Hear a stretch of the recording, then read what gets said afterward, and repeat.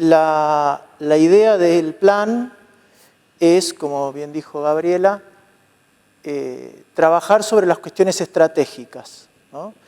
La ciudad de Bariloche ha ido creciendo con el tiempo y la ciudad fue cambiando la configuración del territorio, la ubicación de los lugares donde la gente trabaja, estudia, se fueron alejando los lugares de residencia de los lugares de trabajo y el sistema de transporte urbano no fue acompañando esos cambios, sino que se fueron introduciendo pequeñas modificaciones, pero nunca se hicieron cambios estructurales atendiendo a las nuevas necesidades de la ciudad.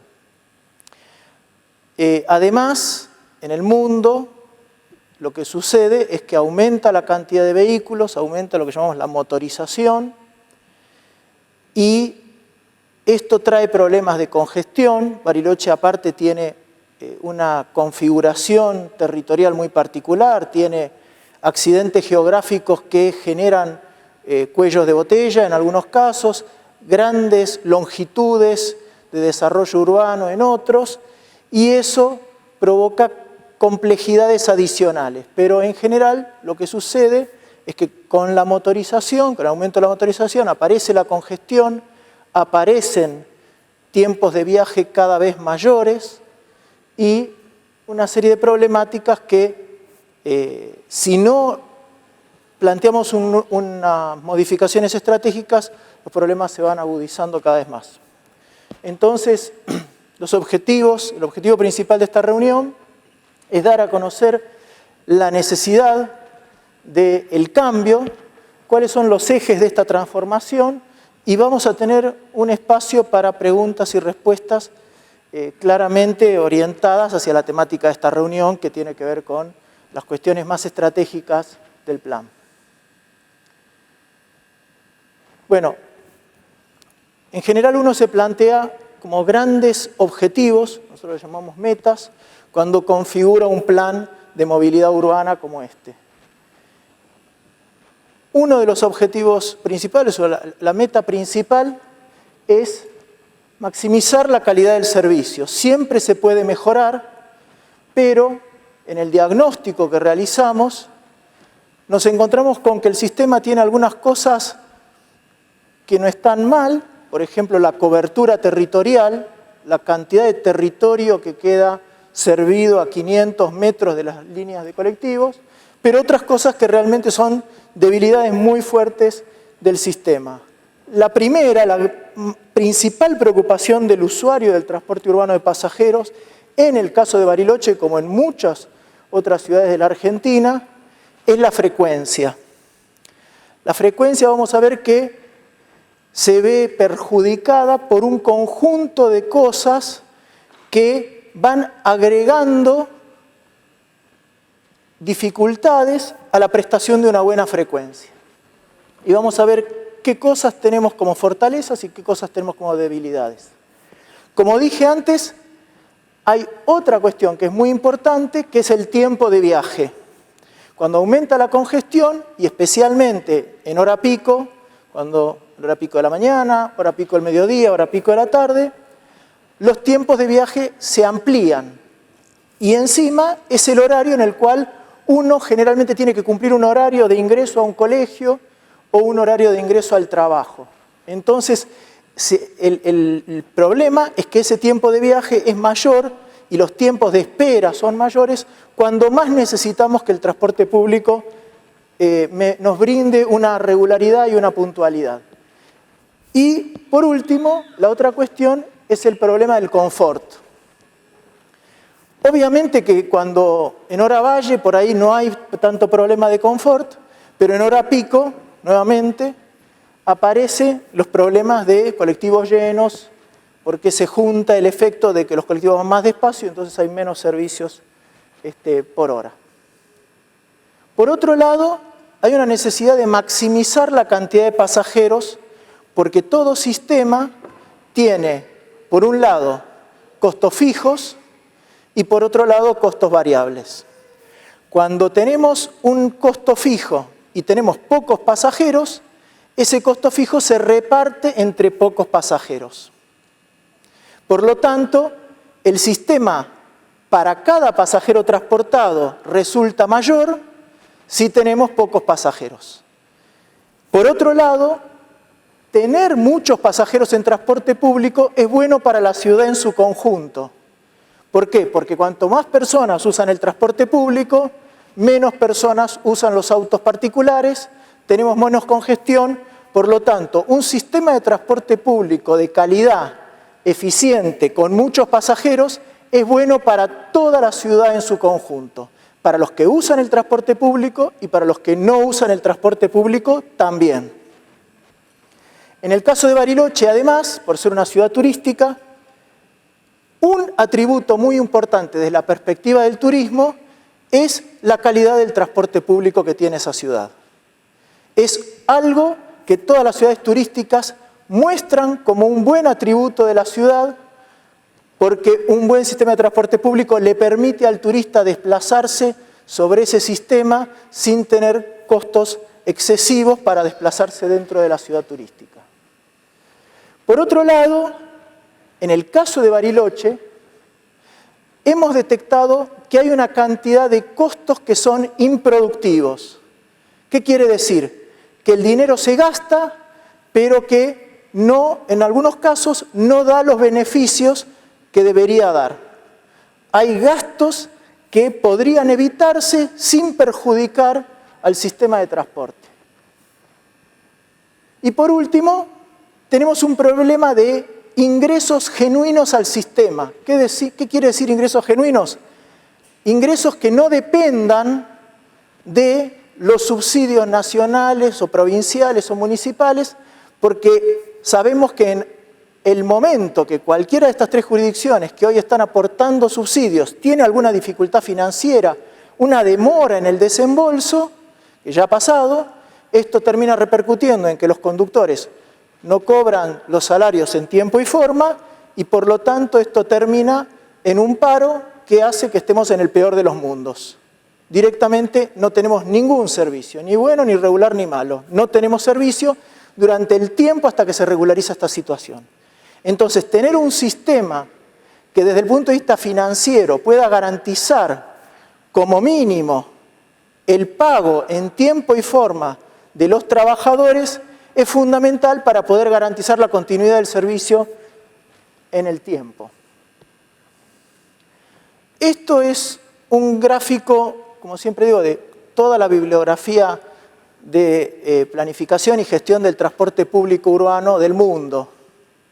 Cuando aparece la congestión por efecto del aumento de la motorización, se empiezan a reducir los tiempos de viaje, empiezan a prestarse menos servicios, entonces hay una mayor demora y menor confiabilidad, hay menor cantidad de viajes, esto hace que haya menos recaudación, como hay menos recaudación, muchas veces se recortan los servicios, se reducen las frecuencias y nuevamente entramos en este círculo vicioso del transporte público urbano, que es una problemática generalizada fundamentalmente por la motorización y la congestión. Entonces, todas las ciudades del mundo tratan de entrar en el círculo virtuoso, o sea, tratar de mejorar el sistema y de esa manera entrar en un circuito inverso al anterior, donde uno cada vez tiene un sistema de transporte público mejor. ¿Qué podemos mostrar como ejemplo de un cambio de la configuración del territorio y una no adaptación del sistema a estos cambios? Cuando una localidad es pequeña, las actividades están en el centro y las zonas residenciales se localizan alrededor de esa área central. Cuando la ciudad va creciendo un poco, empiezan a ser necesarios servicios de transporte público que son radiales, del barrio al centro, de las zonas de residencia a las zonas de actividades, empleo, estudio, salud, compras, etc. Cuando las ciudades crecen y se complejizan, empiezan a aparecer actividades que ya no están en el centro. Y más en una ciudad turística como Bariloche, donde hay todo un atractivo a lo largo de la costa del lago, por ejemplo, y en otros lugares más, como el Cerro, etc., que provocan que haya hotelería, restaurantes, comercios, a lo largo de zonas que ya no son dentro del área central.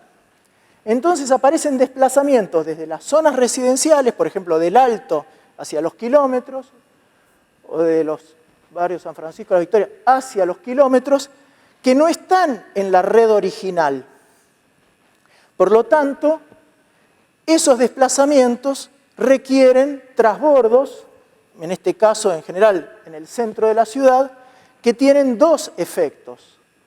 Por un lado, en un sistema que tiene una frecuencia baja, representa la necesidad de esperar dos colectivos en vez de uno. Y además, desde el punto de vista económico, representa una doble tarifa si es que el sistema no contempla esta combinación. En el caso de Bariloche, el 7,5% de los viajes se realizan con un transbordo, por lo tanto tenemos un porcentaje que es relativamente alto, ¿sí? Porque esas personas están penalizadas por tiempo de espera y están penalizadas por costo del servicio. Otra cuestión que tiene que ver con esto del crecimiento de las ciudades, lo podemos ver en estos recorridos que fueron modificados a lo largo del tiempo en forma parcial. Tenemos un eje principal sobre el que iban los colectivos originalmente, se desarrollan barrios un poco más alejados de ese eje principal y con justa razón los vecinos solicitan que el colectivo entre al barrio. Entonces se le hace un cambio de recorrido, entra al barrio, sale del barrio y vuelve a la avenida. Pasan los años, se desarrolla otro barrio un poco más alejado de la avenida principal y vienen los vecinos y solicitan otro cambio de recorrido para poder llegar más cerca el colectivo hacia sus casas. Y también se puede ver en el Frutillar, se puede ver en la zona del cementerio, se va viendo cómo los recorridos con modificaciones parciales, con pequeños parches, van satisfaciendo demandas puntuales, pero el recorrido completo termina siendo un recorrido tortuoso, un recorrido que encima vamos a ver que gran parte de estos recorridos se realizan en calles de tierra. Entonces eso hace que baje la velocidad de punta a punta del recorrido. Esto tiene un impacto sobre el tiempo de viaje del usuario, pero también tiene un impacto sobre el servicio en su conjunto, porque esos colectivos que tienen que hacer recorridos mucho más largos y que les lleva mucho más tiempo, pueden dar menos vueltas en el turno de un conductor. Y cuando dan menos vueltas, tenemos menos frecuencia. Y además, tiene costos improductivos. ¿Por qué? Porque para servir esta superficie de territorio, está dando muchas vueltas sinuosas de ida y regreso prácticamente sobre el mismo recorrido. Esto genera costos improductivos y genera un sistema ineficiente. La pregunta es, bueno, ¿por qué pasó esto? Bueno, tiene una explicación histórica. Entonces, cuando uno hace pequeños cambios, no es grave. Pero cuando uno tiene muchos cambios, que son muchos parches sobre un sistema, llega un momento en el cual uno entiende que hay que hacer cambios grandes, estructurales, para volver a ser eficiente o más eficiente el sistema. Bueno, esas bajas frecuencias, que es lo que a nosotros, una de las cosas que más nos preocupan, está plasmado en este plano, ¿sí? Lo que está en verde son recorridos que tienen intervalos entre 10 y 15 minutos. Menos de la mitad de la población de Bariloche está servida a 500 metros por recorridos que tienen intervalos de color verde. 3/4 partes de la población están en zonas entre verde y celeste. Celeste es hasta media hora entre un servicio y el otro. Y en rojo llegamos al 94% cuando sumamos todos, incluidos los rojos. Quiere decir que hay una gran parte de la población que no tiene servicios verdes y una parte importante de la superficie de la población que no tiene ni verde ni celestes.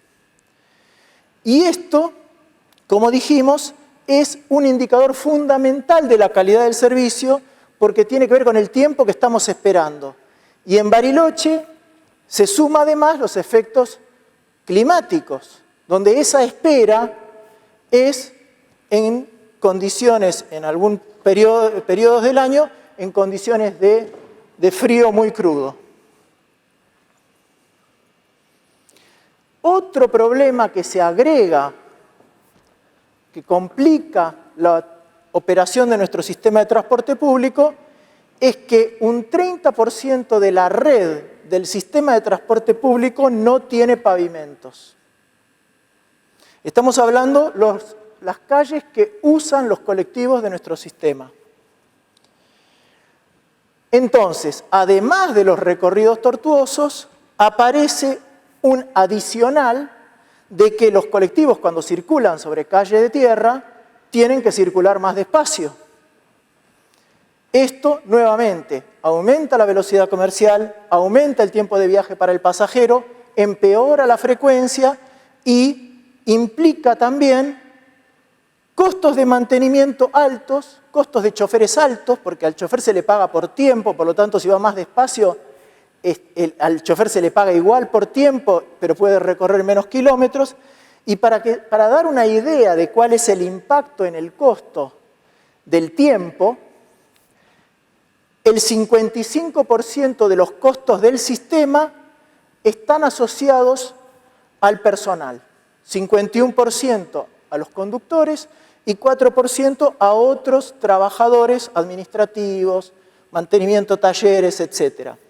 Y el costo variable es bastante menos de la mitad. Quiere decir que un servicio de colectivos lento tiene mucho costo de mano de obra improductivo adicional por efecto de tener baja velocidad y mucho tiempo de viaje. Y para poner esto en términos económicos, esto es de Vialidad Nacional del año 2019, que es la última publicación oficial.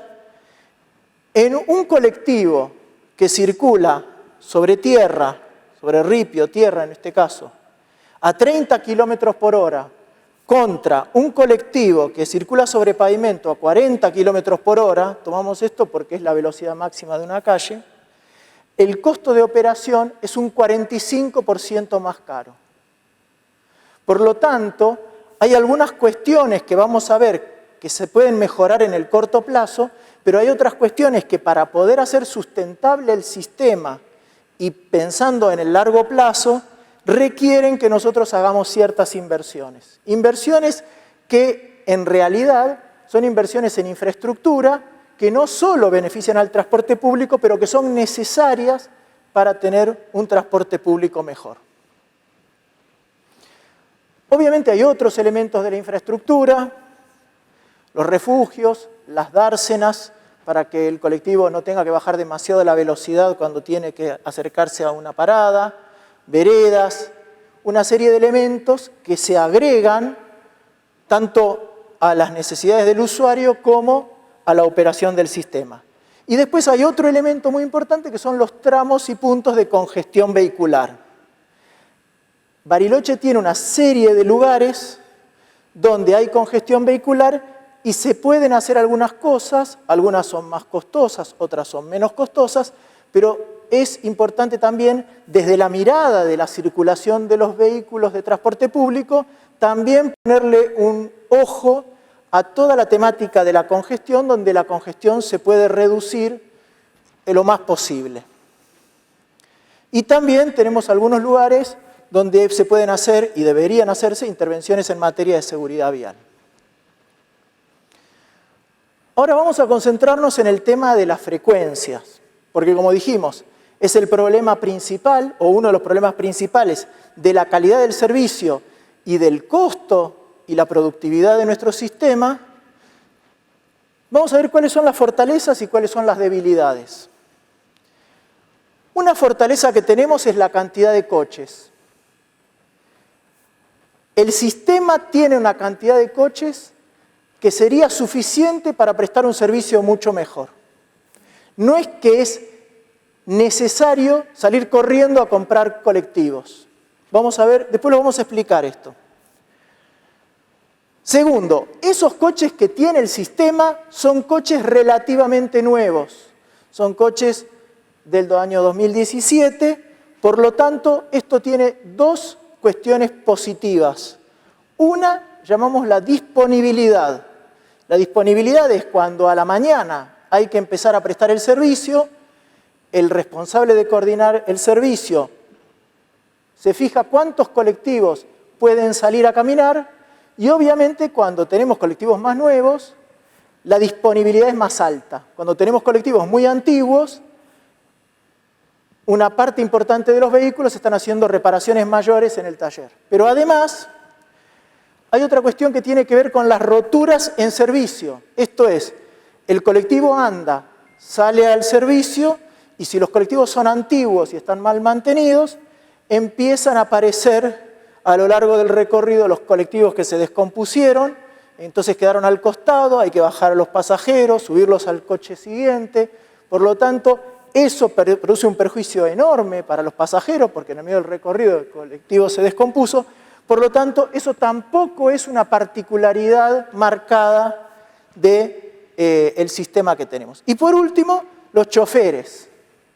Si yo tengo colectivos pero no tengo suficientes choferes, no voy a tener suficiente personal para manejar esos colectivos. En el caso nuestro, no hace falta contratar más choferes porque de hecho nuestro sistema viene de una fusión de dos empresas y por lo tanto tiene choferes suficientes y capacitados.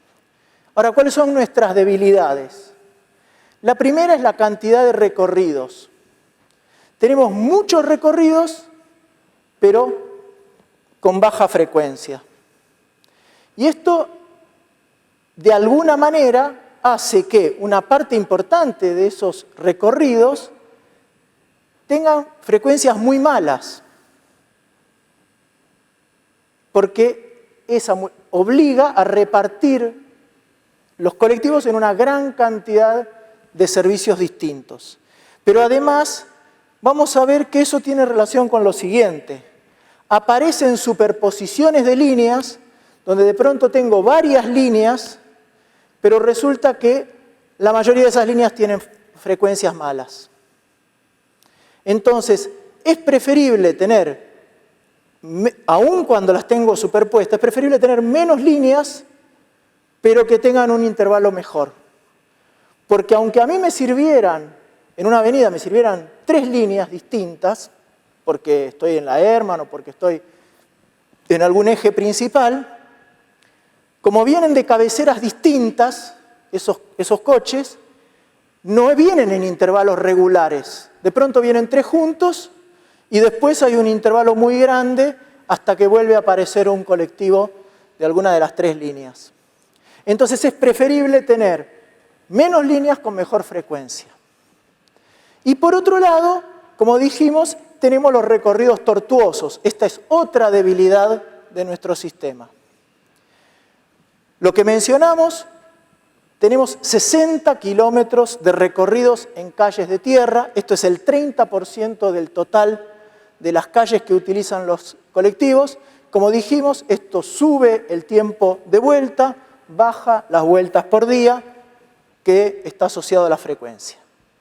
La congestión y las demoras hace que el colectivo, en vez de estar caminando y llevando pasajeros, está esperando en un semáforo, yendo a paso de hombre en medio de la congestión, y todo esto también perjudica la frecuencia. Y por último, aparece un factor adicional que es particularmente un problema en la hora pico, que tiene que ver con el descanso tradicional de los conductores. Lo típico, que incluso está establecido en el convenio de trabajo, es que en un recorrido relativamente largo, el conductor hace el sentido de ida, descansa 5 minutos en la cabecera secundaria, vuelve y descansa 15 minutos en la cabecera principal. 20 minutos en total por cada vuelta completa. Ahora, en hora pico, ¿qué sucede? Que ese tiempo que el conductor está descansando, también está descansando el colectivo.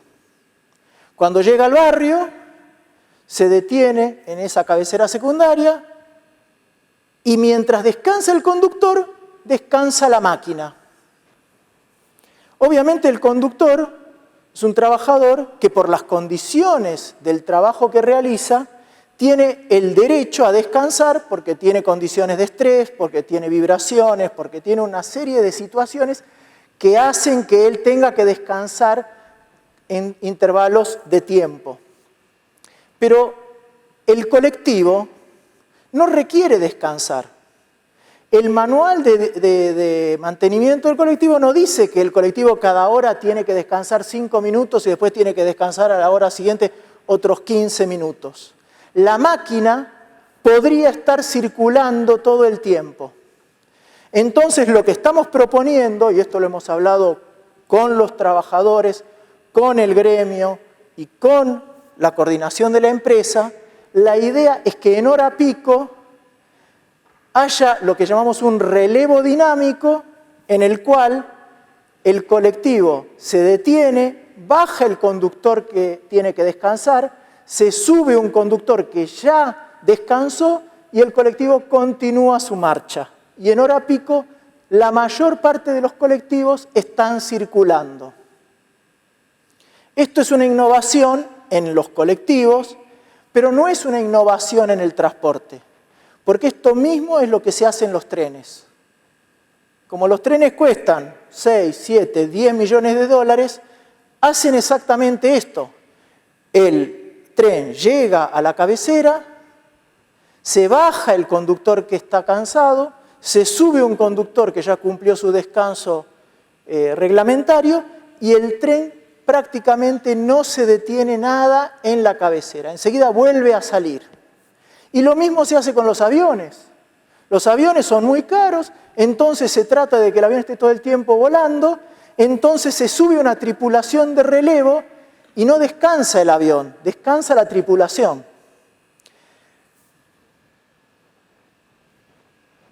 Por otro lado, tenemos un problema de que el sistema de transporte urbano no recibe los ingresos por todos los servicios que presta. ¿Por qué?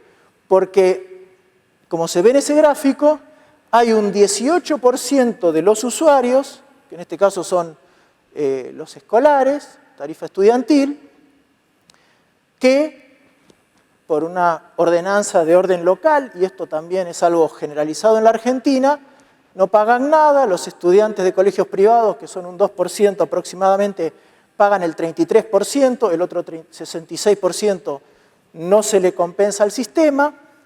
Tenemos un atributo social donde la población vulnerable, jubilados, pensionados, AUH, empleadas domésticas, combatientes de Malvinas, etc., pagan el 45%, pero en ese caso, en ese 30% de los boletos, el otro 55% lo retribuye el gobierno nacional. Es un subsidio a la demanda, focalizado y directo a la población que tiene menos capacidad económica. Pero desde el punto de vista del sistema, este 30% de los pasajeros entran los ingresos en su totalidad. Y después tenemos un 50% de los pasajeros que pagan la tarifa plena.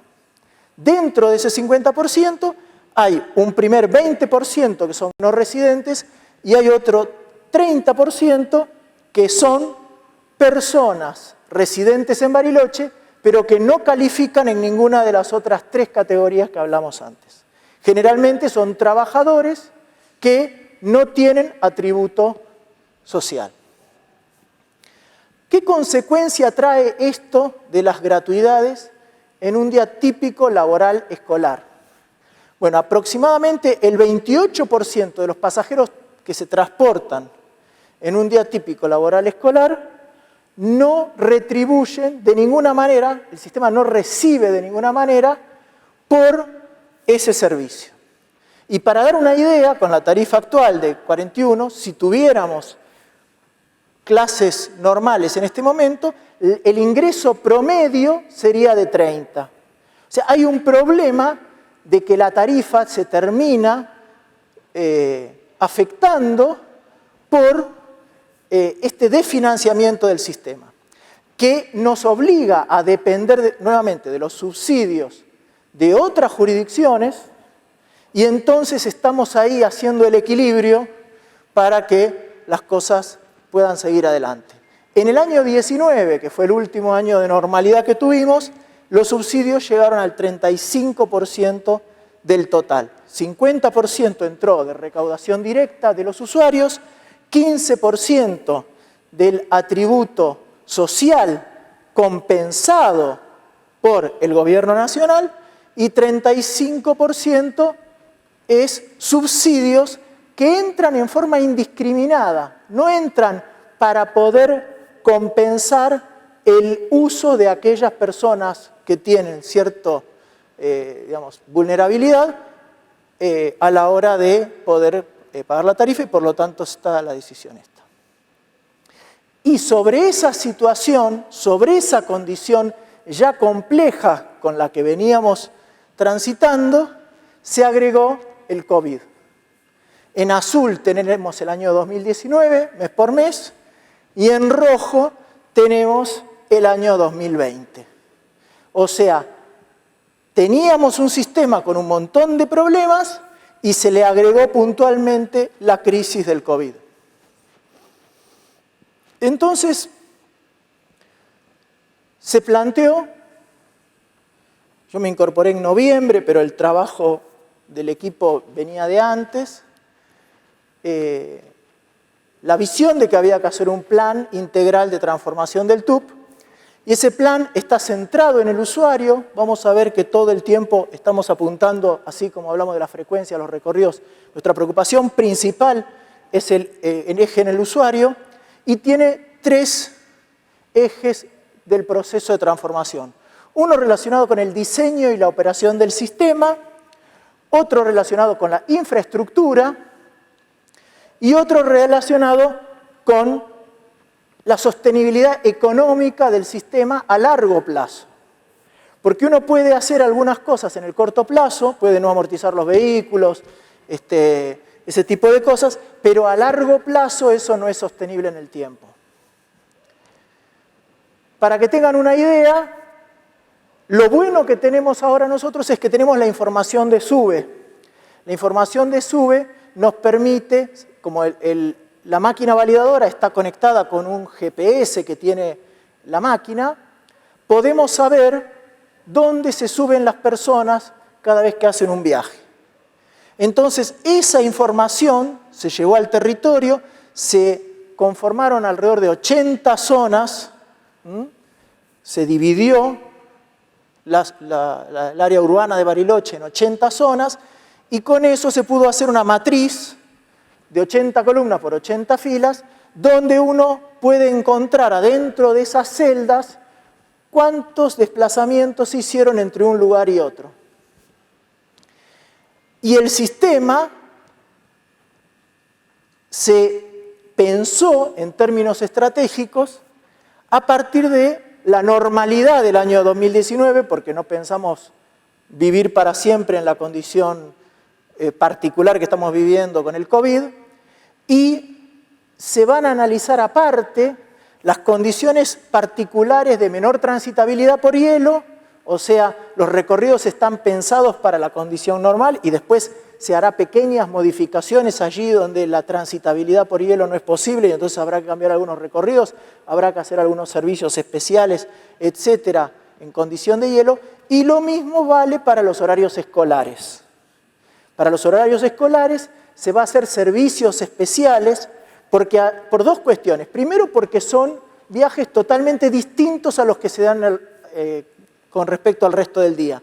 Y segundo, porque en el caso de los colegios primarios no tenemos la validación de los chicos, porque los chicos suben con guardapolvo y no tienen la tarjeta SUBE. Por lo tanto, esto nos dificulta la recopilación de información y ese va a ser un trabajo mucho más artesanal, mucho más de investigación específica para saber qué colegios los chicos viven cerca alrededor y qué otros colegios los chicos vienen de barrios más alejados y requieren estos itinerarios en colectivo. Entonces ahí hay un trabajo particularizado y la idea es que esos servicios van a funcionar en horario de entrada de los chicos, horario de salida de los chicos y van a ser itinerarios especiales para cubrir esa demanda social muy específica y muy puntual. Entonces, dentro del primer eje, el de diseño y operación del sistema, los grandes ítems son cambios en recorridos, aumento de frecuencias, la integración tarifaria y el relevo dinámico. Como dijimos, el plan tiene el foco, uno de los focos principales, en la frecuencia. Este es el mapa anterior, el mapa de la situación actual. Y arriba podemos ver una aproximación a cómo es el sistema, sobre todo apuntando hacia la hora pico, ¿no? Vemos cómo las frecuencias aumentan en general, las líneas verdes se extienden, las líneas verdes cubren una población mayor, pasamos de menos del 50% al 75% de la población servida con las frecuencias más altas, de un 77% a un 89% de la población servida por las frecuencias verdes y azules, y lo que queda con muy baja frecuencia es los extremos de menor densidad y con menor cantidad de población. Y la cobertura total es más o menos la misma que la actual. Prácticamente hay una diferencia mínima, apenas perceptible, de la cobertura total. Entonces, ¿cuáles son las estrategias para definir estos nuevos recorridos? Un concepto muy importante es lo que decíamos. En vez de tener recorridos radiales que van al centro y vuelven, tenemos recorridos diametrales, o sea, de la periferia al centro, del centro a la periferia, que permiten tanto ir al centro como ir de la periferia a la periferia, de los lugares de residencia a los lugares de empleo. Y un ejemplo bien claro de esta situación es desde el Alto hacia el este, hacia los kilómetros, y desde el este hacia los kilómetros, donde vamos a ver que hay recorridos que hacen ese servicio y por lo tanto reducen una parte de los transbordos de ese 7,5% de la población que hoy transborda. El segundo elemento, que es mucho más novedoso que el anterior, porque el anterior es como bastante usual que los diseños de los sistemas sean así, es lo que llamamos los lazos. ¿Qué es un lazo? Lo normal en los recorridos es, el colectivo viene por un troncal, entra al barrio, tiene su cabecera en la punta del barrio y vuelve por la misma calle para ir hacia el centro. ¿Qué es lo que se propone? El colectivo entra al barrio, mano única, recorre el fondo del barrio, abraza más población que necesita que la vayamos a buscar porque viven lejos de la avenida principal, el fondo del Frutillar, por ejemplo, y vuelve por otra calle diferente hasta la troncal. Esto nos permite abrazar una cantidad mayor de población, ventaja número 1. Ventaja número 2, nos permite que el colectivo pase una sola vez, no es que va y viene sobre la misma calle. Y tercero, y también muy importante, nos permite que en vez de tener que pavimentar toda la calle de borde a borde, solamente vamos a pavimentar el medio de la calle, que es por donde van los vehículos. Como vamos a pavimentar solo el medio, vamos a pavimentar más o menos 3 metros de ancho, esos 3 metros nos permiten hacer más kilómetros. Porque si yo hago 9 metros para pavimentar una longitud, yo tengo que invertir mucho más dinero. Entonces el dinero que tenemos lo aprovechamos sobre todo para la longitud y no para el ancho, que es donde estacionan los autos, etc. Obviamente, donde hay una parada, se hace una dársena, eso obviamente se pavimenta ese pedacito para poder arrimar bien a la parada, para poder poner al lado el refugio, etc. Pero esto tiene una gran economía en inversión en los barrios. Esto tiene aparte otro efecto que tiene que ver con que ya no hay más cabeceras en los barrios. El colectivo no se detiene en la cabecera. No es que el colectivo viene acá, llega acá, se detiene los 5 minutos y sigue, porque eso perjudicaría a la persona que se sube acá y quiere volver. Entonces, el hecho de que no haya más cabeceras en los barrios, por un lado, tiene un impacto de que el colectivo no está ahí detenido, con el motor prendido, haciendo ruido, quemando combustible. Cuando hace frío el conductor tiene que dejar el motor prendido para calefaccionarse. No tiene instalaciones adecuadas para descansar. Un montón de cosas que hemos conversado con los trabajadores. Pero además, esto tiene otro efecto, ¿no?, que tiene que ver con que hay un pequeño sobrerecorrido, porque yo por ahí vengo, si vivo acá, vengo más rápido, pero al volver tengo un pequeño sobrerecorrido. La compensación es que, como la frecuencia va a mejorar, el tiempo de espera se reduce. Entonces, ese tiempo adicional que yo hago arriba del colectivo es más o menos el mismo tiempo que antes yo estaba abajo esperando el colectivo tomando frío. Entonces, la condición de ese tiempo es distinta. Y además, ese sobrerecorrido, en general, lo voy a hacer en un colectivo que está vacío, porque en general los colectivos en los barrios todavía tienen pocos pasajeros, por lo tanto, ese pequeño sobrerecorrido yo me voy a poder sentar, porque en la punta del barrio todavía el colectivo no se llenó. Algunos ejemplos donde se combinan todas estas ideas. Vamos primero del lado, estamos haciendo las 2 líneas que quedan del lado de Nahuel Huey, Malvinas. Tenemos un recorrido que viene al barrio, recorre el fondo del barrio, le llamamos el lazo largo, baja por Gutiérrez, toma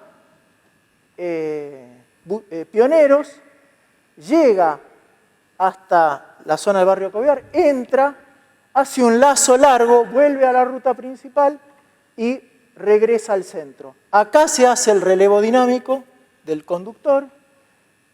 Esto también tiene una lógica diferente de ida que de vuelta. A la mañana los trabajadores quieren ir rápido hacia su lugar de empleo. A la tarde pueden necesitar hacer algún trámite, una compra, ir al médico, etc. Barremos más la zona del centro de Bariloche y después, como dijimos, vuelve al barrio. Esto, ¿qué pasa? Es una línea que va más por la parte de atrás. Por lo tanto, necesitamos otra línea para cubrir, para barrer lo que falta. Para eso tenemos un lazo corto, ¿sí?, que va en el sentido contrario. Este va en sentido horario, el otro va en sentido antihorario. Este va hacia el centro y luego va hacia el este. Entonces, tiene incorporado las diametrales hacia un lado y hacia el otro, tiene incorporado los lazos y tiene incorporado el relevo dinámico. Y cubren las distintas líneas, me llevan a distintas partes del centro. Entonces, cada uno de los vecinos va a poder elegir qué le conviene más, caminar más en el barrio, caminar más en el lugar de destino, ir hacia este sitio, ir por esta avenida, ir por la otra. Obviamente también por ahí hay alguna pequeña diferencia de frecuencia, etc. Lo mismo del lado del Frutillar. ¿Cómo son los recorridos? Hay un lazo largo, que es este, viene, entra al barrio, recorre el fondo y vuelve a la Hermann.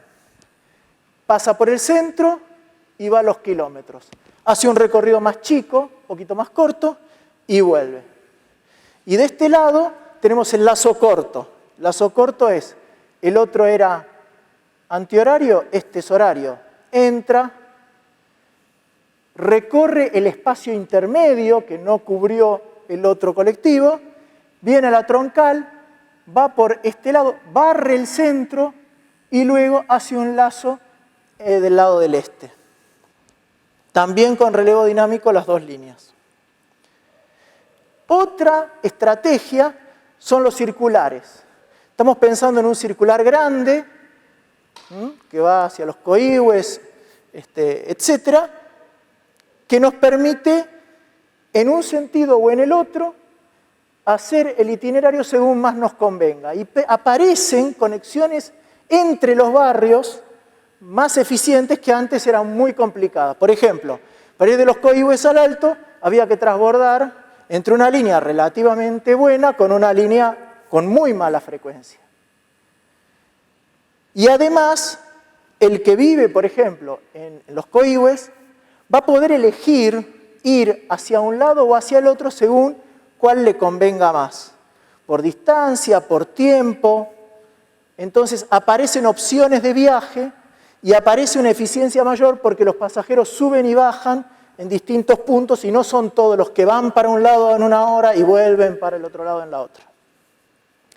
Y también eso mismo está pensado para el centro, para llegar a ciertas áreas que no quedaron cubiertas por esas líneas diametrales que van por los ejes principales, la 9 de julio, la zona del cementerio, va a haber circulares más chiquitas, más locales, que van a servir a la población que vive en toda esa zona, tanto la universidad de este lado como de aquel lado, para terminar de completar la red y poder tener una cobertura similar a la que teníamos antes. Porque lo que dijimos es, la cobertura de nuestro sistema es buena y no queremos perder esa virtud de nuestro sistema. Bueno, acá tenemos todas las líneas que pasan del lado del frutillar. 2 líneas pasan por adentro y otras 3 líneas pasan por la Hermann. Las 2 circulares y una línea adicional que hace una parte que las otras no cubrían. Vamos a la siguiente. Mismo ejemplo. Todas las que pasan por el lado de Malvinas, Nahuel Hué. Hay 2 que entran y 3 que van por la Hermann. Y podemos ver cómo desde ese barrio, desde esos barrios, se va hacia el resto de la ciudad sin transbordar. Después aparte está la posibilidad de transbordar.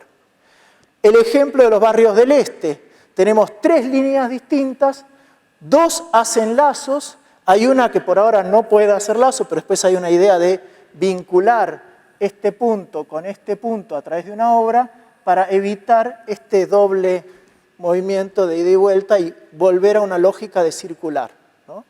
O pasar a una lógica de circular.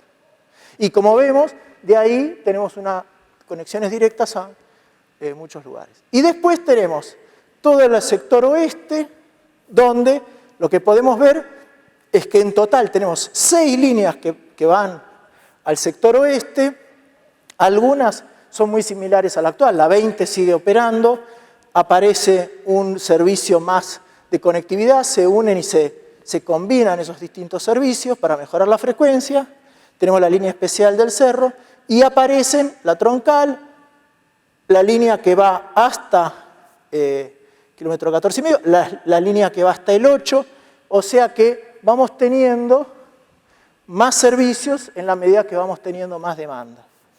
Y bueno, acá tenemos el centro, donde mucho no se puede entender, pero lo que queda claro es que la cobertura del área del centro de Bariloche es una cobertura similar en cuanto a las zonas que se sirven.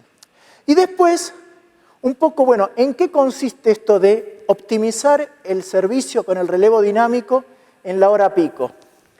Básicamente, nosotros lo que tenemos es una hora pico al mediodía, de 1 a 2, y otro periodo pico un poquito más bajo, de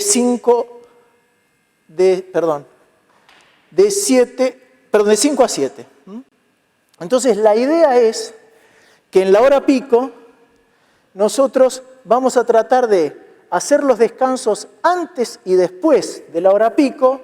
Esto es, al tener todo unificado y tener el reloj dinámico se puede ir ajustando, y de esa manera podemos operar al máximo con la mayor cantidad de coches, ponemos toda la flota en la hora pico a caminar. Esto nos permite entonces que el servicio en la hora pico, en el periodo pico, tenga la máxima capacidad de transportar pasajeros. Entonces, vamos a repasar, en base a las debilidades que dijimos antes, qué intervenciones se hacen para mejorar el sistema. Dijimos la cantidad de recorridos, bajamos de 22 a 15 líneas.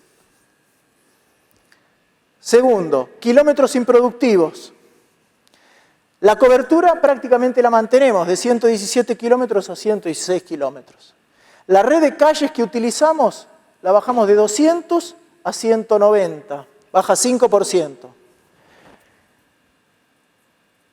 Por otro lado, la cantidad de kilómetros de tierra, al reducir esos kilómetros porque evitamos los recorridos tortuosos, los bajamos de 60 kilómetros a 52 kilómetros. O sea, solamente por modificar, hacer los recorridos más rectos y que barran con mejor visión los barrios, bajamos 8 kilómetros de largo.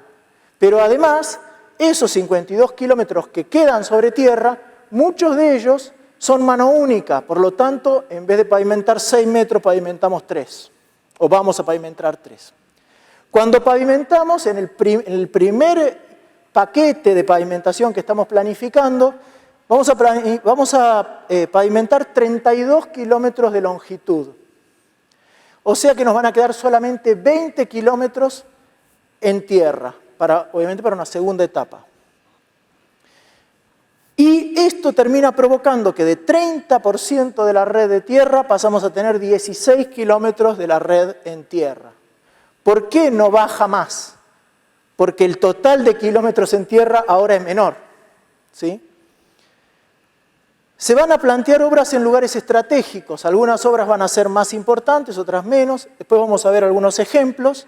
Estimamos que esto nos va a permitir en hora pico mejorar un 5% la frecuencia. Y el relevo dinámico, para que tengan una idea, representa hoy el descanso en hora pico, el 20% de los colectivos están detenidos al lado del conductor que está descansando.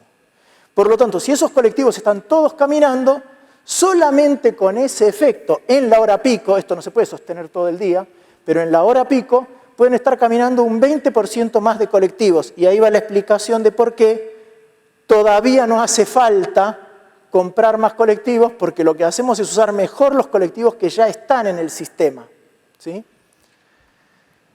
Por otro lado, hay una necesidad de aliviarle el costo económico al pasajero que transborda.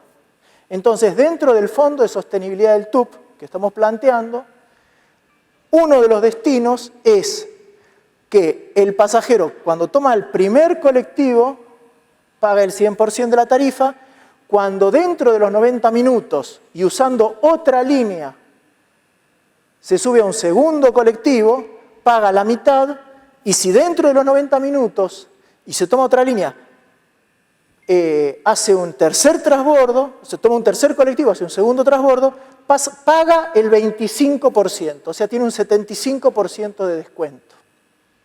Entonces, de esta manera, para aquella parte de los vecinos que no tienen forma de ir en forma directa, van a tener este alivio económico con la integración tarifaria, para poder focalizar en esa población que sabemos que en general es la población que tiene menos recursos, la que se aguanta de alguna manera los transbordos múltiples.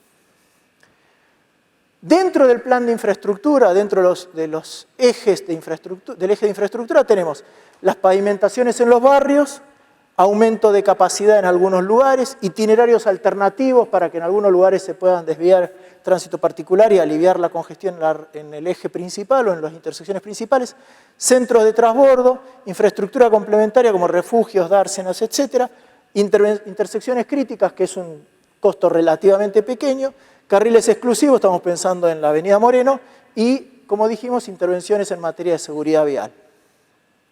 Bueno, esto ya lo explicamos. Lo importante de esto es cuál es la priorización que nosotros le damos a este plan de pavimentación. Lo primero que ponemos sobre la mesa es la vulnerabilidad social. El 85% de las pavimentaciones en los barrios son en barrios de ingresos medios, bajos y bajos. Esto también, obviamente, nos fijamos si hay más servicios por hora o por día, también se tiene en cuenta. Y hay una optimización de la inversión porque solamente vamos a pavimentar 3 metros, un solo carril, en la zona de los lazos. Y acá podemos ver el mapa de nivel socioeconómico. Más oscuro hay mayor vulnerabilidad. Se puede ver que las líneas de colores, que son las distintas etapas de la pavimentación, están principalmente localizadas en zonas más vulnerables. Acá se puede ver el orden en el cual está pensada esta pavimentación. Hay un par de fotos, no se ve mucho, pero se puede ver que son calles, algunas no son tan anchas, por lo tanto, hacerlas mano única es bastante razonable. Acá tenemos la secuencia, ¿no? Nosotros estamos pensando pavimentar los 3 metros. Pero el proyecto ya se va a hacer pensando en que en un futuro se pueda hacer los cordones cuneta y en un futuro se pueda poner adoquines de hormigón intertrabado para completar esa pavimentación. ¿Por qué estamos pensando en adoquines de hormigón? Primero porque es más fácil de realizar con mano de obra, digamos, no tan especializada, se pueden utilizar cooperativas, se puede hacer actividades donde haya contribución de mano de obra por trabajo, pero sobre todo porque en estos espacios normalmente estacionan los autos. Obviamente, desde el punto de vista hidráulico es importante que esté todo pavimentado, pero sobre todo aparece otra problemática y es que muchas veces la pavimentación llega antes que la cloaca y llega antes que los pluviales. Entonces, el adoquín de hormigón en esos espacios donde no camina el colectivo permite que cuando se haga la cloaca se levantan los adoquines, se hace la zanja, se ponen los caños y luego se ponen los mismos adoquines. O sea que no estamos rompiendo un pavimento de hormigón, sino que usamos el mismo material. Por lo tanto, lo único que necesitamos es mano de obra para sacar los adoquines y volver a ponerlos. Pero el fondo va a financiar la primera parte nada más, esto lo aclaro. Pero estamos pensando también cómo sería el final de la película. Este es un ejemplo de ampliación de capacidad. La idea es pavimentar 3 metros en la colectora de la Herman de los dos lados para que lo que hoy hacen los vecinos en hora pico, que es ir por la colectora por tierra, se haga sobre pavimento y de esa manera sacar vehículos livianos, por ahí sobre todo los más locales, de la traza principal por la que va el transporte público. Otro ejemplo de itinerarios alternativos y pequeñas conexiones. Por ejemplo, acá estamos pensando en una pequeña conexión, como dije, para bajar, de manera que ese recorrido que iba y venía pueda ser circular y evitamos hacer 2 veces el mismo itinerario y podemos hacer una circular más eficiente. Es un ejemplo. Acá también hay otro caso. Acá hay un colegio, entonces el servicio escolar va a tener que entrar. La idea es que entre por una calle y salga por la otra. Hay algunas pequeñas intervenciones que no son económicas, pero que son importantes. Las intersecciones críticas, las más oscuras, son las que vamos a ver primero, las primeras que queremos intervenir. Vamos a ver algún ejemplo. Tenemos un cuello de botella en el Changomás. Esta es una obra que se hizo hace un tiempo, pero sabemos que hay un carril por sentido que viene desde allá, un carril por sentido que viene de este lado, y abajo tenemos también un carril por sentido. O sea que tenemos 2, ¿no? 1 más 1, que va a parar a uno solo. Entonces ahí aparece a largo plazo la necesidad de aumentar la cantidad de calzada pavimentada hacia el sur, pero, no obstante, vamos a la siguiente, También se pueden hacer algunas pequeñas cosas para mejorar esta intersección, porque tiene su problema específico. Una es canalizar esto con un cordón, ¿no? Cordón acá doble montante, que separe los que pasan de largo de los que tienen que girar, que si se acumulan acá no dejan pasar a estos. Lo mismo en este lugar. Acá canalizar con un cordón para que quede un solo carril, pero que este pueda entrar seguro y no corre el riesgo de que lo choquen de acá. Y ensanchar esta parte, porque acá tenemos 3 carriles, pero acá no. Entonces, ensanchar esta parte nos permite que cuando estos están detenidos, pasen de a 3, cuando esto se vacía, pasan de a 3, y entonces esto funciona mucho mejor. Son pequeños aumentos donde falta agregar un poco de calzada en el lugar del cruce. Otro ejemplo parecido es en Costanera y Capraro, donde también tenemos otro cuello de botella. ¿Vale? Lo que estamos pensando son unas primeras intervenciones muy sencillas. Una es aquí, que la vamos a ver, que es pasar esta intersección de 3 tiempos a 2 tiempos. Con la misma lógica, canalizamos el flujo de Capraro directamente hacia la colectora, canalizamos este flujo directamente sin pasar por el semáforo, canalizamos este ingreso en forma paralela para que puedan entrar todo el tiempo y achicamos esta intersección, eliminamos este retome, achicamos esta intersección para que este semáforo, que hoy tiene 3 tiempos, pase a tener 2 fases semafóricas y funcione mucho mejor porque también es mucho más cortito y menos tiempo de despeje entre uno y otro. Y acá estamos pensando en un giro para facilitar el acceso hacia acá y para generar un itinerario alternativo más general para poder evitar que el tránsito llegue hasta Capraro y Costanera. Otro ejemplo de una intervención relativamente pequeña, que va a entrar entre las primeras acciones del plan, es en Gallardo y 9 de Julio, la última cuadra, hacer la mano única hacia el centro. Entonces, de esa manera también, el semáforo que tiene 3 tiempos pasa a tener 2 fases semafóricas y eso va a funcionar con más eficiencia. Los que vienen por Gallardo y van hacia el sur se van a tener que desviar 2 cuadras antes de 9 de julio. Los que vienen por Gallardo y van hacia el norte se van a tener que desviar 1 cuadra antes para poder ir hacia el norte. Simplificamos esa intersección derivando esos tránsitos que no les afecta demasiado desviarse antes. Bueno, lo que dijimos, los centros de transbordo, porque va a seguir habiendo una parte de la población que va a seguir transbordando, entonces mejorar las condiciones de esos centros de transbordo. Y hay todo un plan de obras que, no sé si lo querés explicar vos, pero es bastante sencillo, es de alrededor de 890 millones de pesos. Su componente principal es pavimentaciones en barrios y después aparecen otros costos que, como ven, son relativamente menores. El problema principal es esas ampliaciones de capacidad que dijimos en la Hermann y son esas pavimentaciones en barrios que tienen el grueso de ese costo. Después las otras cosas son, como dijimos, semáforos, refugios, centro de transbordo, dársenas, pero lo principal es la inversión que, como siempre decimos, es una inversión a largo plazo. No es gastar plata para poner una curita. Es la medicación que nos va a permitir que luego tengamos muchos ahorros. Esto es inversión. Esto es gastar dinero para algo que es a largo plazo. Y segundo, no es solamente para el transporte público, no es solamente para el que viaja arriba del transporte público, porque cuando pavimentamos el ingreso a un barrio, también beneficiamos al trabajador que tiene que llevar sus herramientas y que no puede subirse a un colectivo, al albañil que tiene que llevar una bolsa de cemento y no puede subirse a un colectivo con una bolsa de 50 kilos. Entonces, hay una serie de usuarios complementarios que en esos barrios, por ahí una persona tiene un vehículo antiguo, que es lo que puede pagar, pero que también hoy tiene un costo enorme por tener la entrada principal de su barrio sin pavimentar y por lo tanto le aumenta también a esa persona el costo de mantener ese vehículo. Entonces, ese beneficio es un beneficio más amplio que solo el de transporte público.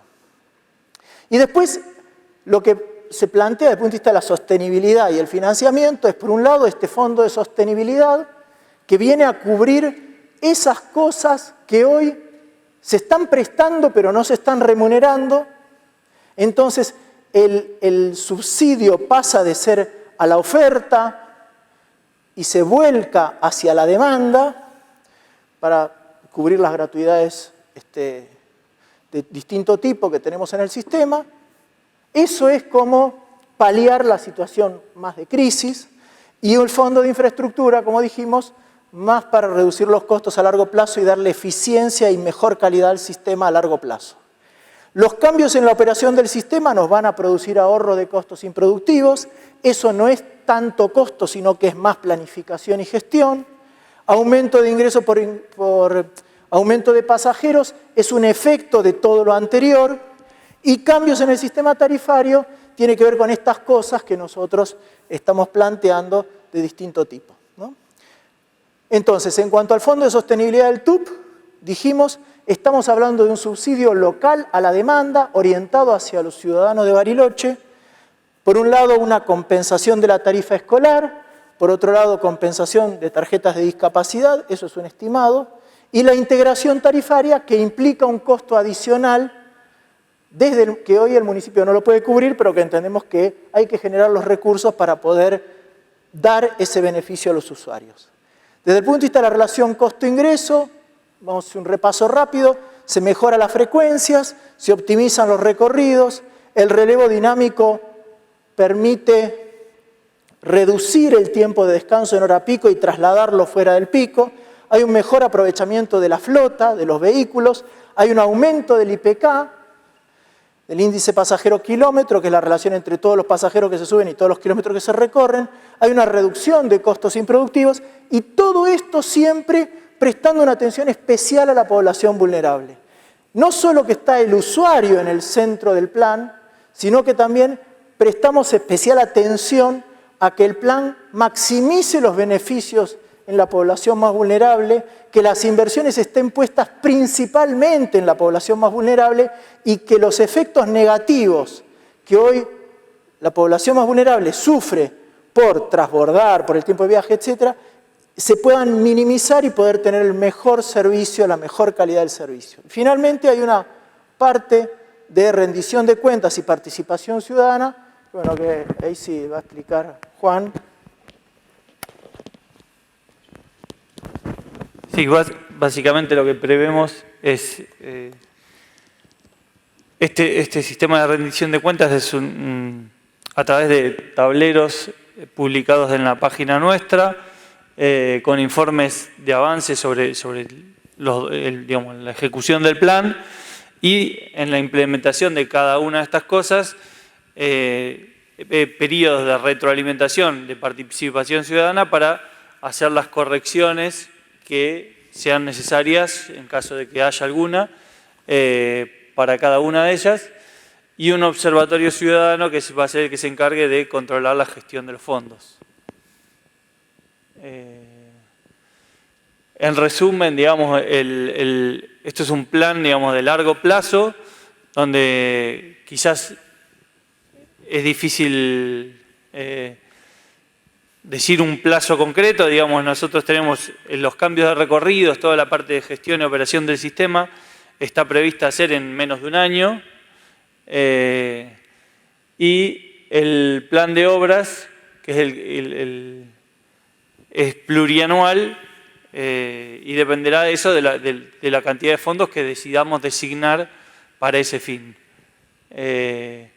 ¿Cuál es el costo de esto?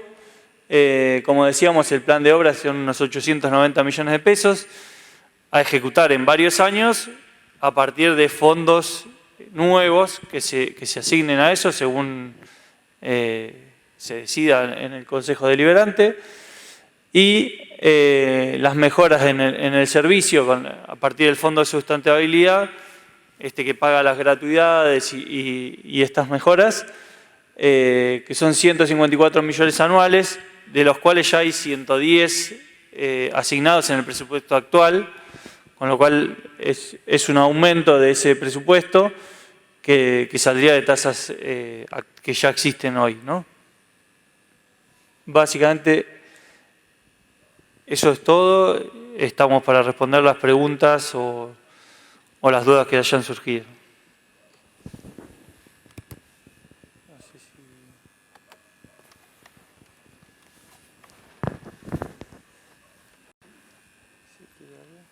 ¿Sí? Pues tratemos de que hablen para no tener que llevar el micrófono. Si no nos escuchamos, bueno, le llevamos el micrófono.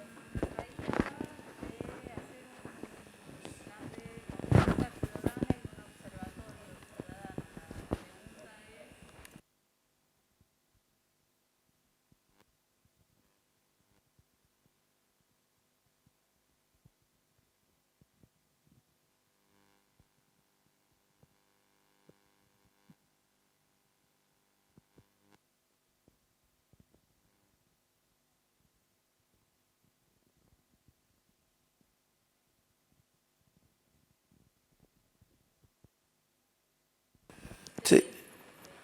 No, está muy buena la pregunta, porque a veces, digamos, hay cosas que, como bien dijo Juan, llevan varios años. Pavimentar los barrios, de hecho, ni siquiera vamos a hacer todo. Estamos pensando en una primera etapa del 60%, que no es poco, pero que seguramente no es razonable suponer que eso se va a hacer en menos de 2 años. Los cambios de recorrido, como bien decía Juan, estimamos un total de 1 año porque no podemos cambiar todos los recorridos al mismo tiempo, porque si no enloquecemos a todos y no tenemos tampoco la capacidad de comunicar a tanta población tantos cambios en forma correcta y eficiente. Entonces vamos a focalizar los cambios con la mayor progresividad posible. Estamos estimando 4 cambios, ¿sí? Entonces va a haber un paquete de líneas en cada cambio.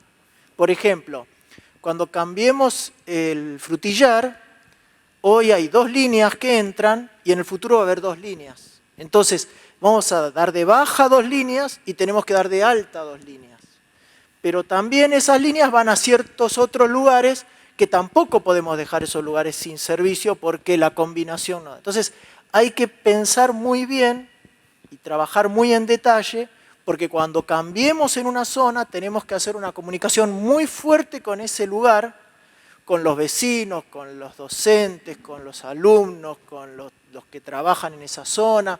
O sea, hay que comunicar en los colectivos, en la página web, en las garitas, en los comercios, en las escuelas, en las salitas de salud, en los centros de participación, en los lugares de deportes. Hay que hacer una comunicación muy particularizada, comunicación directa, lo que sea. Digamos, hay un montón, tu plan de comunicación es muy complejo, afiches, eventualmente radio, televisión, lo que sea, porque esos cambios hay que comunicarlos muy bien, porque si no, la persona sale de la casa un día y se encuentra con que la garita no está más, con que digamos, no se enteró de a dónde tiene que ir a buscar el colectivo, a dónde lo va a llevar. Eso mal comunicado es una catástrofe, ¿sí? Entonces es un trabajo muy especial que hay que hacerlo con mucha planificación, con recursos, porque no es que cambiar el recorrido es gratis, tiene un cierto recurso que hay que asignar, y además cuando terminamos de hacer el cambio, también tenemos que ver de que no se nos haya quedado nada pendiente, algún pequeño error, alguna pequeña corrección que haya que hacer, etcétera, porque uno chequea que todo lo que planificó haya funcionado bien. Por eso es que decimos 1 año para cambiar los recorridos. No quiere decir que vamos a esperar 1 año para cambiar el primer recorrido. Quiere decir que va a ser un proceso, cada 2 o 3 meses vamos a cambiar un paquete de líneas, otro paquete de líneas, otro paquete de líneas. Por otro lado, las intervenciones en intersecciones es algo parecido. Va por cuerdas separadas, son equipos distintos del gobierno, pero modificar una intersección requiere un trabajo de un equipo que es el mismo que va a intervenir en distintas intersecciones. Entonces, tendremos 2 intersecciones en carpeta, estaremos proyectando, cuando ya se pueda hacer, se hará una. Por ahí una intersección llevará 1 mes de obra, otra llevará 20 días, otra llevará 2 meses. Entonces, por ahí va a haber dos intersecciones al mismo tiempo, una empezando, otra terminando. Entonces, el plan tiene algunas cosas que son más rápidas, otras cosas que son menos rápidas, cosas que vamos a poder empezar más pronto, cosas que vamos a tardar un poquito más, cosas que requieren de la aprobación del fondo, como las pavimentaciones, otras que no requieren la aprobación del fondo, como los cambios de recorridos. Entonces, hay distintas situaciones, por eso decimos, un plan a largo plazo, pero no es que va a empezar dentro de un año, va a empezar dentro de un mes, 2 meses, y van a aparecer cosas del plan que al principio van a aparecer cosas medio inconexas, porque dentro del plan hay un montón de cosas, pero esas cosas van a ir empezando a suceder, ¿sí? Entonces, algunas cosas van a suceder dentro de un rango menor de tiempo y otras en un rango mucho mayor de tiempo, como la pavimentación. Sí. Creo que habías hecho otra pregunta también. Sí, la participación. No sé si La participación, Geli va a explicar eso. Si hablo así, ¿me escuchan o voy al micrófono? ¿Me escuchan? Bueno, muchas gracias por la pregunta. Lo más importante de la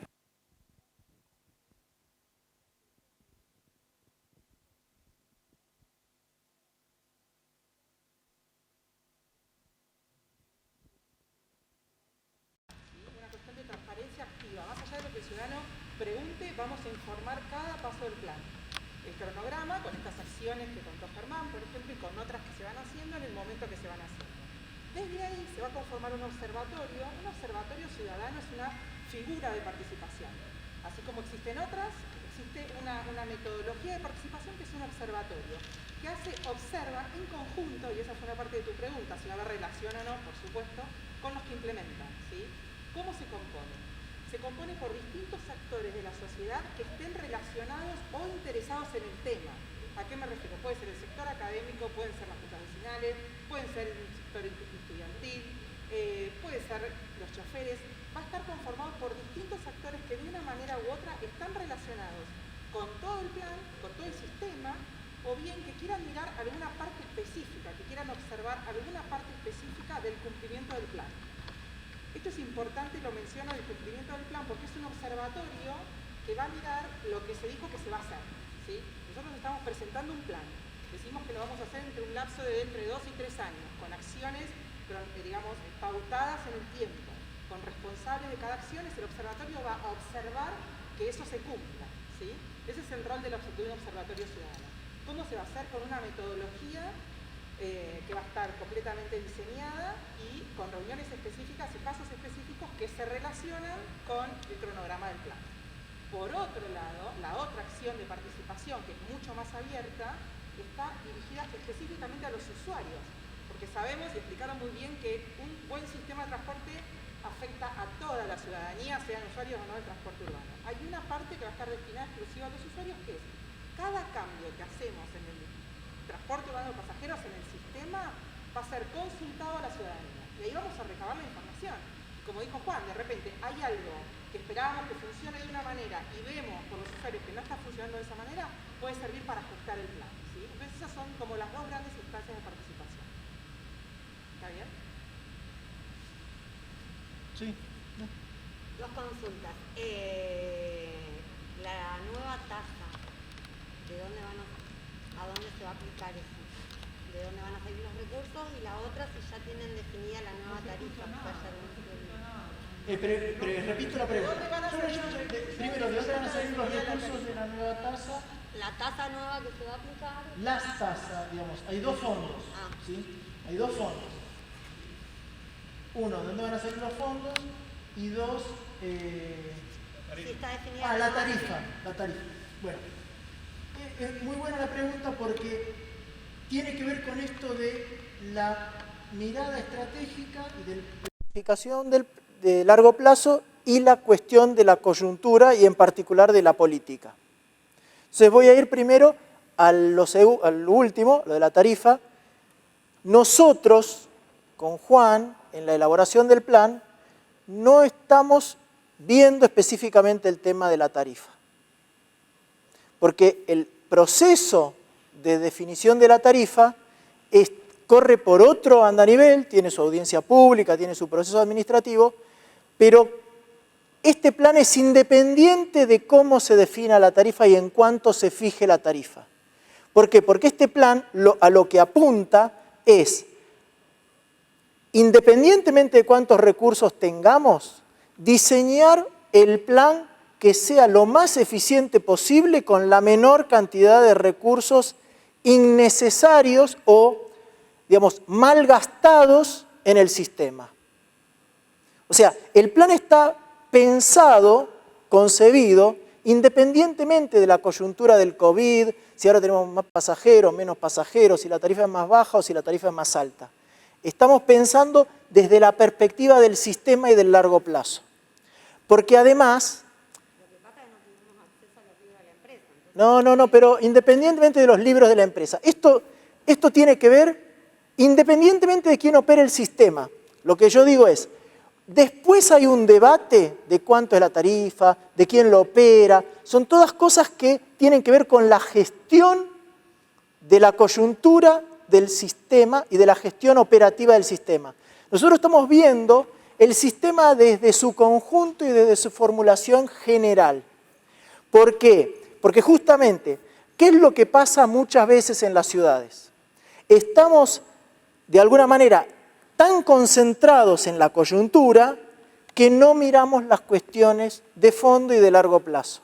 Entonces, mi colaboración en particular y, de alguna manera, el trabajo en equipo que estamos haciendo con Juan y con otras personas del municipio, está trabajando específicamente la cuestión estratégica profunda de largo plazo, no la coyuntura. ¿Por qué? Porque la coyuntura tiene que ver con la política de la gestión del municipio de todos los días, no tiene que ver con un asesor externo que viene a mirar el índice pasajero kilómetro, los recorridos, la eficiencia, cómo resolver un semáforo, o cómo resolver un corredor, una intersección, o lo que sea, o cómo es el relevo dinámico de los conductores. Quiero aclarar esa diferencia, porque no es que me quiero escapar de tu pregunta, es que no es lo que nosotros estuvimos trabajando en el marco del plan. Eso quiero que de alguna vez te quede claro. Es que la sostenibilidad para el pasajero viene por acá, porque lo que yo siempre digo, vos podés tener la mejor empresa, pero si el sistema está mal diseñado, mal planificado y mal pensada su operación, el sistema va a funcionar mal igual. Si vos, lo que siempre digo, vos agarrás y ponés un negocio de venta de souvenirs de Bariloche para venderle al turista y la ponés en el fondo de un barrio donde no pasa nunca un turista, te va a ir mal. No importa que vos pongas al mejor vendedor, a la mejor vendedora, el más canchero, el más hábil para poder vender, porque está mal la concepción del lugar en donde pusiste el negocio.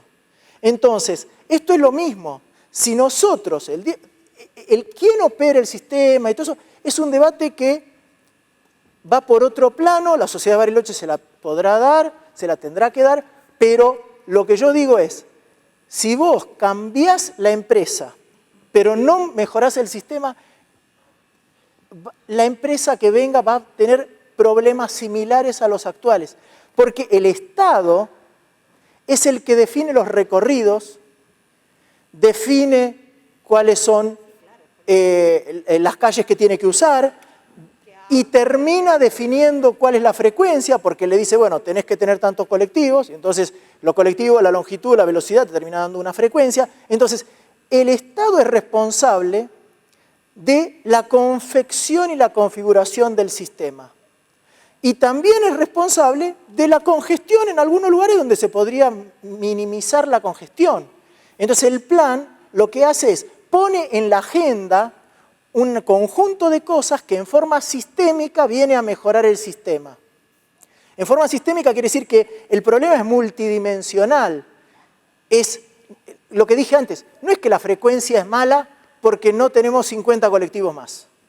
La frecuencia es mala porque los colectivos que tenemos están haciendo recorridos improductivos sobre la tierra, sufren la congestión, el relevo dinámico, el relevo que no es dinámico, bla, bla, bla. Todo lo que explicamos es un conjunto de cosas. Entonces, eso requiere un trabajo particularizado, que es el trabajo en el cual yo vine a colaborar.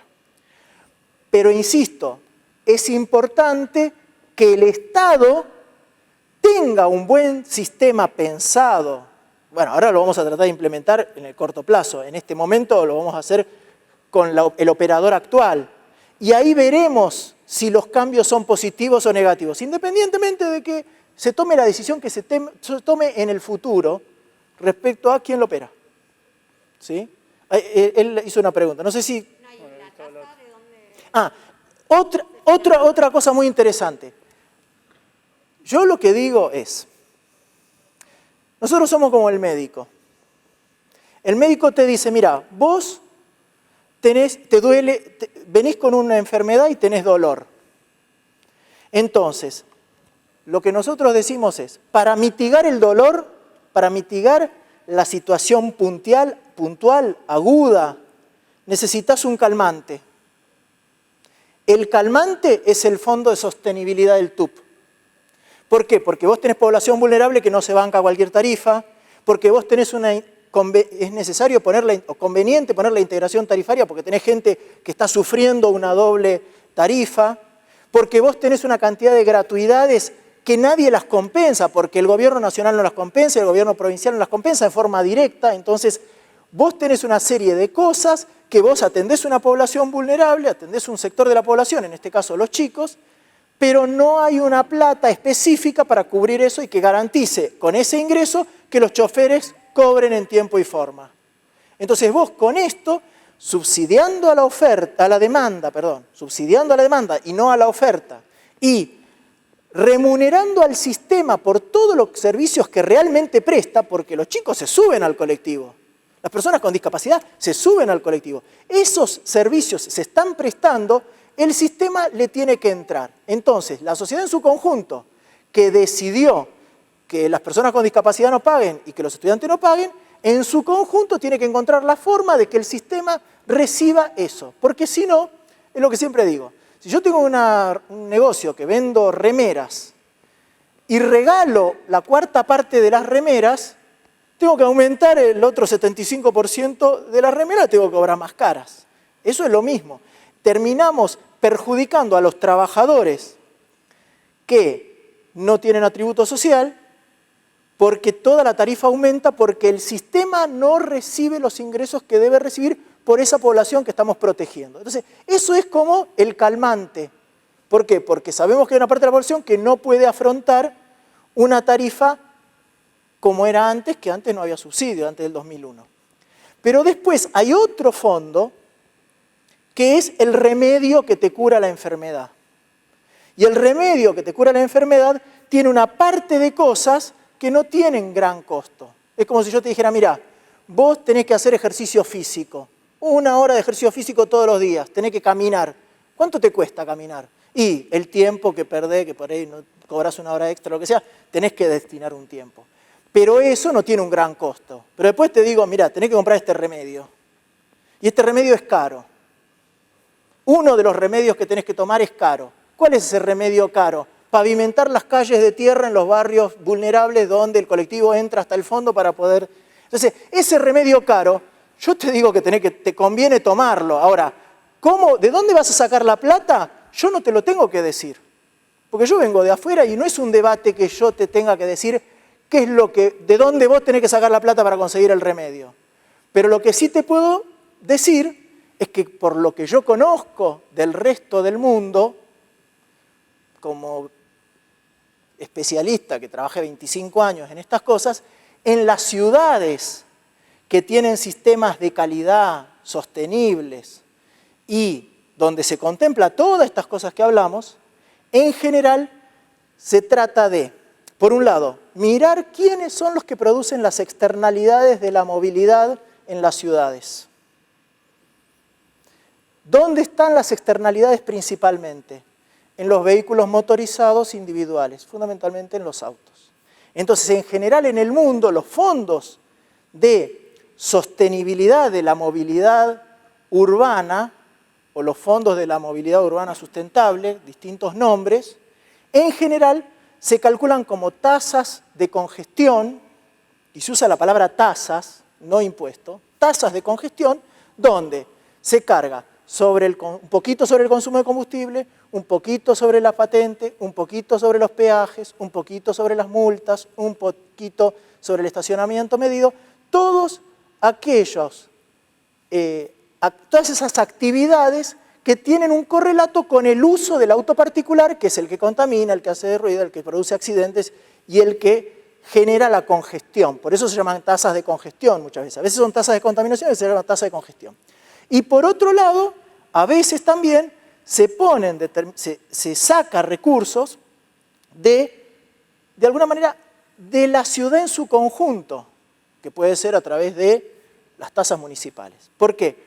Porque a toda la sociedad en su conjunto le conviene, le interesa, necesita tener un sistema de transporte público de calidad. Entonces, esos recursos tienen una mirada de decir, mi ciudad es mejor, va a estar mejor, va a ser más competitiva, va a tener más turismo, etcétera, etcétera, etcétera, si yo tengo un buen sistema de transporte público. Entonces, en ese caso, muchas veces se mira, bueno, quiénes tienen más capacidad contributiva y quiénes tienen menos capacidad contributiva. Entonces, posiblemente la tasa esa, a los que tengan, digamos, mayor valor, de alguna manera, de su inmueble, bueno, sea un poquito más que la población que tiene menos valor de su inmueble. Pero yo te puedo decir lo que hacen en el mundo y cuál es la filosofía con la cual se va a buscar esos recursos. Pero es un debate que se tiene que dar la sociedad de Bariloche. No es algo que nadie les puede imponer desde afuera.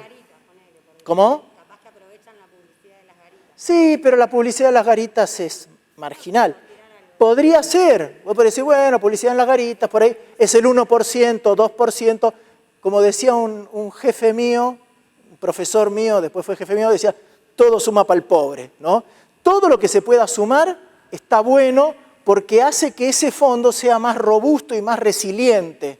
Porque si yo pongo solamente sobre, vamos a suponer, las multas, resulta que la gente empieza a cometer menos infracciones y el fondo se quedó sin plata.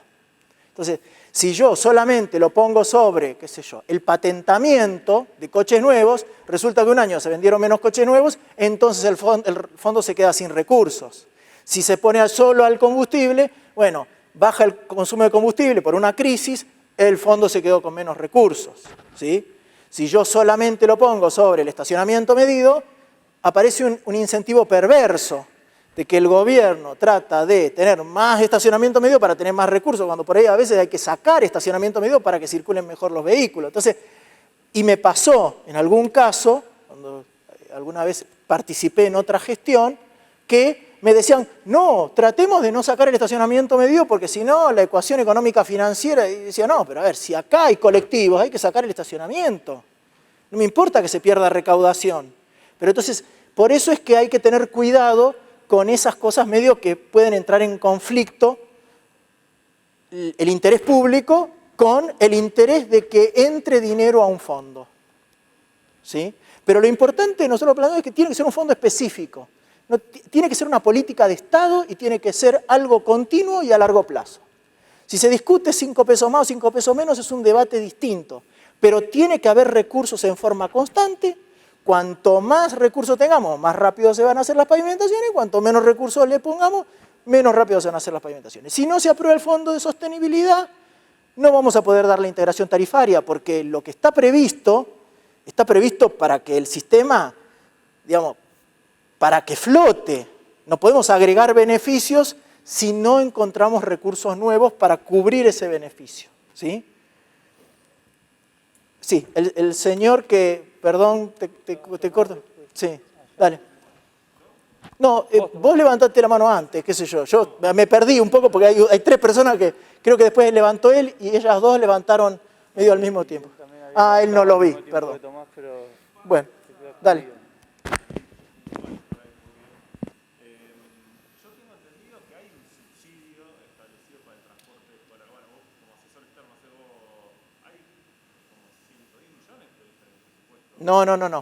No, los 110 millones son al sistema, pero no están específicamente orientados a la...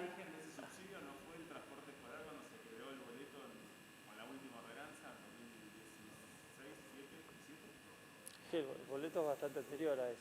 No, ya sé, esa es la última ordenanza, por eso digo. A mí no me queda claro que los 18% de eso no le... No. A ver, lo que digo es, lo que quiero explicar es lo siguiente. Cuando un chico se sube al colectivo y valida con la tarjeta, sube. Nadie hace la cuenta de cuántos chicos se suben, lo multiplica por 41 pesos y se lo da. No es ese. Hacer la cuenta y pagar Claro. lo que se usa. Claro, no es ese el mecanismo que se usa hoy. Eso es lo que queremos que así sea. Lo que decimos nosotros es, El espíritu es ese, pero no es lo que se claro, hace. claro. Nosotros lo que decimos es, cuando llegan las validaciones de la tarjeta SUBE, vemos cuántos chicos se subieron, se multiplica por la tarifa y eso se le ingresa al sistema como subsidio directo a la demanda. Se le reconoce ese servicio que se prestó. Por eso también, lo que tiene que ver con tarjetas de discapacidad, también va en la misma línea. Porque nadie dice que no va a ser gratuito. Lo que decimos es, necesitamos tener registrado, porque también hay una responsabilidad de por qué se aplica, en qué se aplica ese dinero. Y queremos que sea a la demanda también, porque hay otra cosa más filosófica, y es que hay un problema de que el operador del sistema tiene que tener incentivos para maximizar la cantidad de pasajeros transportados. Entonces, si el operador del sistema sabe, el conductor, el dueño, los controles, todo, saben que cada persona que sube y valida le ingresa, ellos van a tener motivación también para cada vez prestar un mejor servicio al pasajero, porque la mirada está en que hasta el 2001 los sistemas de colectivos en la Argentina, en general, no tenían subsidios y se financiaban con las personas que se subían al colectivo. Entonces, las empresas tenían un incentivo de que hubiera muchos pasajeros arriba del colectivo, porque ellos, su rentabilidad y la eficiencia estaba asociado a eso. Cuando entraron los subsidios, que entraron primero como compensación a la tarifa y después mucho se pagaba el costo, porque se pagaba según cantidad de conductores, según cantidad de colectivos, etc. Eso tergiversó la lógica de servicio al usuario, de servicio al pasajero y empezó a hacer, bueno, presiono al gobierno para que me dé más subsidios según cuántos colectivos tengo. Entonces había colectivos descompuestos en las playas, había colectivos vacíos circulando porque cobraban igual por kilómetro, no les importaba tener choferes que por ahí que no estaban trabajando porque cobraban por cantidad de choferes. Entonces se tergiversó la calidad del servicio por sistemas de subsidio que no promovían una mayor calidad del servicio, sino que promovían otras cosas. Entonces, queremos volver a eso, porque en el mundo civilizado se trabaja sobre esa lógica, se subsidia a las personas que necesitan subsidio. No se trata de evitar de subsidiar a las empresas. En el 2001 fue una coyuntura, bueno, pero ya pasaron 20 años de esa coyuntura y seguimos con subsidios que no están orientados a las personas. No, perdón por lo largo, pero... No, los 900 millones son de infraestructura, solamente 154 por año, son dos cosas distintas, 154 es por año, los 900 son plurianual. ¿Cuántos años? Dependerá de cuánta plata ingrese al sistema. Si el sistema recibe 450 millones de pesos por año, van a ser 2. Si se recibe 300, van a ser 3.